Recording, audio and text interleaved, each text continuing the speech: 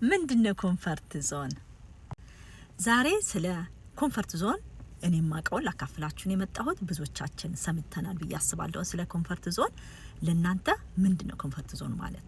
ለኔ ኮንፈርት ዞን ማለት የሆነ የተመቻቸ የተረጋጋ ነገር ማለት ነው። ተመቻችቼ ተረጋግቼ ሞቆኝ መቀመጥበት ማለት ነው።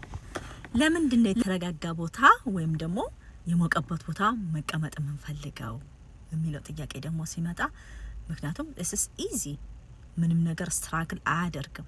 ለዛ ነው መቀመጥ የምንፈልገው። እውነታው ግን ይሄ አይደለም።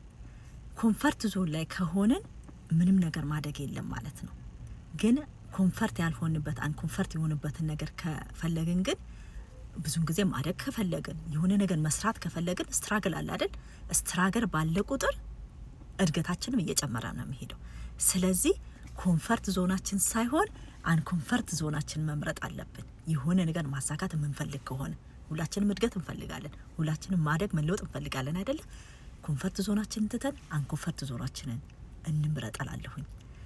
አንኮንፈርት ዞናችሁን መምረጥ የምትፈልጉ ሰዎች እንግዲህ እኛ ቢዝነስ ላይ ቻሌንጅ አለ። እሱን ቻሌንጅ አንኮንፈርት የሆኑ ነገሮችን ለመሞከር የምትፈልጉ ከሆነ ሳይን አፕ አድርጉና የ90 ደቂቃ ወብና እንታዩ ጋብዛችኋል በነፃ ማለት ነው። መልካም ቀን።